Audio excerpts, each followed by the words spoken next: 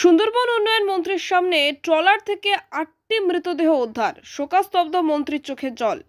শেষ পর্যন্ত অভিশপ্ত মৎস্যজীবী ট্রলার থেকে 8টি মৃতদেহ উদ্ধার করা হলো, কিন্তু এখনও নিখোঁজ একজন। কোথায় গেল সেই মৎস্যজীবী প্রশ্ন। তবে 8টি মৃতদেহ এখনও শনাক্ত করা যায়নি কাদের মৃতদেহ এই 8টি।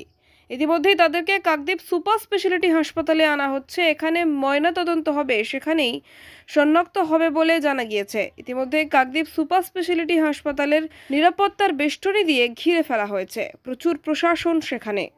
মৎস্যজীবীর মধ্যে আমরা 8 জনের যে সন্ধান পাওয়া গেছে তারা কিন্তু সবাই মৃত। তাদের উদ্ধার করে ইতিমধ্যে এই জায়গায় নিয়ে আসা হচ্ছে।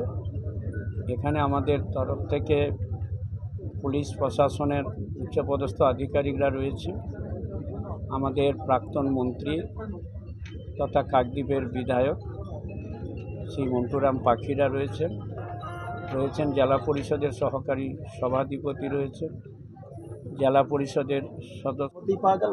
হ্যাঁ, মৃতদেহগুলো ক্যাবিনেটের মধ্যেই ছিল। ওদেরকে এখানে এনে শনাক্ত করার পর এখান থেকে শনাক্ত করার পরে ওদের পরিবারের হাতে তুলে দেওয়া। সরকার কি ব্যবস্থা নিচ্ছে এই মৃত মৎস্যজীবীদের পরিবারের জন্য? সরকার কি ধরনের সরকারের যা ব্যবস্থা নেওয়া, আমরা ওদের পরিবারের প্রতি তাদের প্রতি আমাদের যা দায়িত্ব কর্তব্য আছে আমরা আছি, তাদের সঙ্গে আমরা আছি, তাদের পরিবারের সাথে আমরা আছি, এবং সরকারি যা নিয়মকানুন আছে আমরা সেটা অবশ্যই তাদের সেই জায়গাতে কোনো অসুবিধা হবে। দক্ষিণ 24 পরগনা থেকে রেবতী মালির রিপোর্ট, ডিএন নিউজ বাংলা।